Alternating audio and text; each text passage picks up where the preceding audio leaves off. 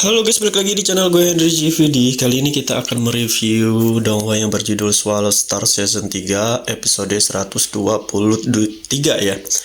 Yang dimana di sini kita melihat bantuan ya dari beberapa kawan, orang-orang hebat untuk membantu Lu Feng yang kedepannya bakalan ngelawan atau memerangi musuh-musuh yang ingin datang ke bumi. Contohnya seperti Nolan ya, Clan Nolan. Nah, yang di episode sebelumnya, yang dimana kita tahu bahwa si tetua dari Nolan tuh kalah, hampir dibunuh sama si siapa namanya?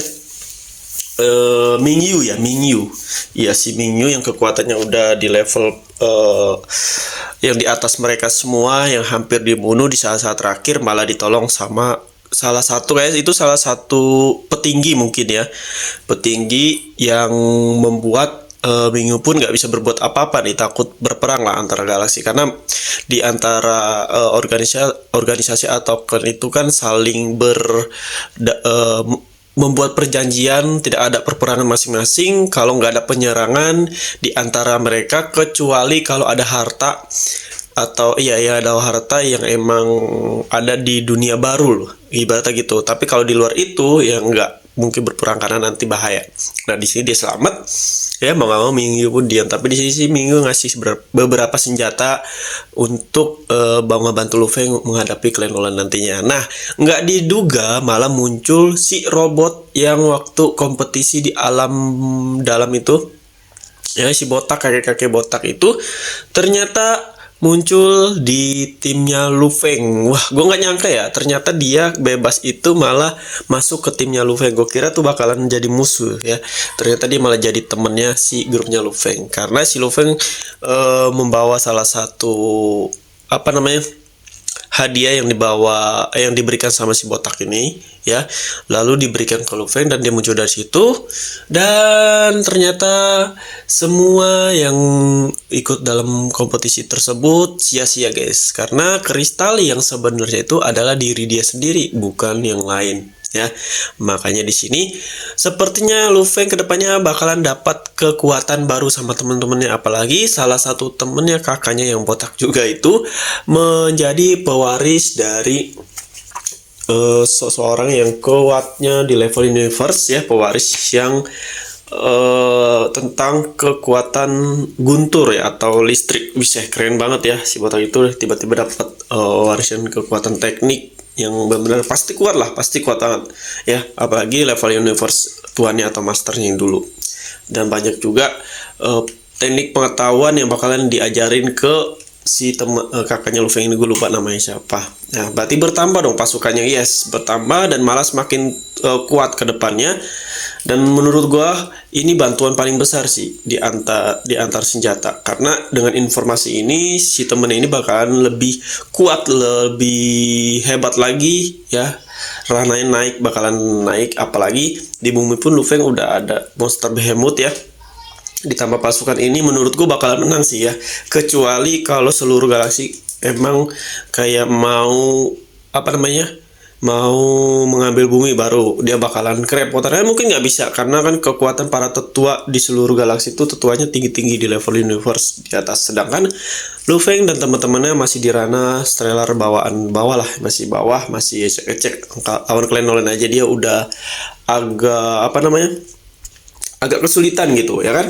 Makanya di sini kemungkinan penulisnya udah direncanain sejak awal kali ya, untuk alur ceritanya seperti ini, yang dimana salah satu anggota atau kakaknya Lu Feng ini bakalan dibantu sama orang luar ya udah, yaitu si botak ini nih ya, Tuan Wu namanya ya, Tuan Wu kalau nggak salah ya, si kecerdasan buatan ini namanya Tuan Wu, yang bakal ngasih kristal ya. Ternyata yang ngedapetin kristal kehidupan Lu Feng. Nah, di sini sepertinya sih kata gue, Lu Feng kan ada kayak perjanjian waktu sama tiga kampak itu ya, si Mingyu dari klannya Mingyu, buat ngasih kristal kode-kode gitu. Cuman kalau menurut gue di sini dia nggak akan ngasih tahu ya, karena di sini mungkin dia akan diam-diam nyimpanin Tuan Wu. Wah, bisa bahaya sih menurut gue ya, kalau seluruh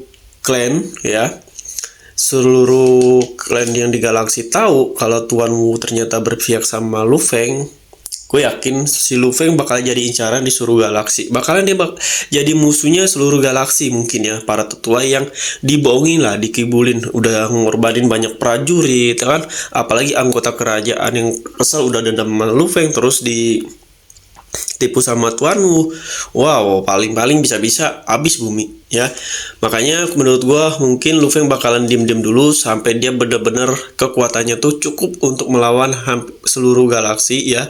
Rananya udah di level universe lebih dan monsternya juga udah lebih ya. Dan teman-temannya juga udah di level yang lebih tinggi lagi. Kemungkinan dia bakalan nggak takut baru. Dia bakalan terbuka lah itu Tuan Wu. Cuman kalau menurut gue jangan untuk sekarang karena bisa-bisa bumi bakalan jadi sampah doang, bakalan jadi keping-keping dihancurin ya. Karena beberapa kalian nggak dapetin kristal yang asli, ditipu gitu, ya kan? Mereka ditipu. Nah, di sini mungkin kita akan melihat persiapan si Lu Feng. Kita akan lanjut lagi ya, persiapan Lu Feng sama teman-temannya untuk menyiapkan peperangan yang akan datang ya, dimana dia membeli beberapa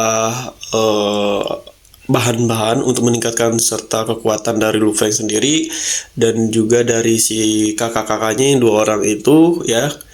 Karena untuk menaiki level, sedangkan yang pewaris dari Tuan Wu yang botak itu mungkin dia akan sendiri untuk berlatih berdua sampai benar-benar menguasai kekuatan dari master terbarunya, yaitu ya master dari Tuan Wu yang kekuatannya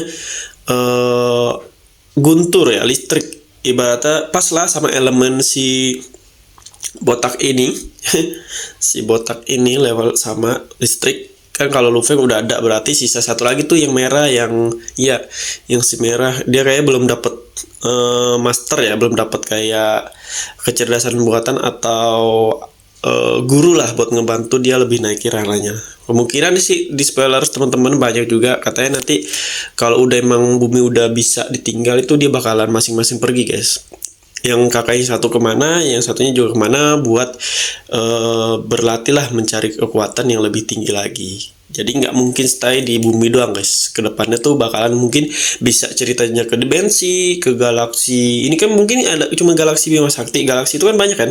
Ibaratnya gini, galaksi itu kan kayak di pulau. Ibaratnya kayak pulau di Indonesia lah. Jadi galaksi itu salah satu pulau aja di luar angkasa, kalau menurut gue begitu guys. Jadi mungkin akan ada cerita lebih panjang lagi. Oke, mungkin sampai di sini aja. Jadi ini juga tinggal mewarnai doang. Kalau kalian mau belajar bikin ilustrasi, mau bikin desain website, desain aplikasi, silakan bisa cek di page YouTube gue atau bisa di Mickey gue. Terima kasih yang udah nonton video gue dan sampai jumpa lagi di next video.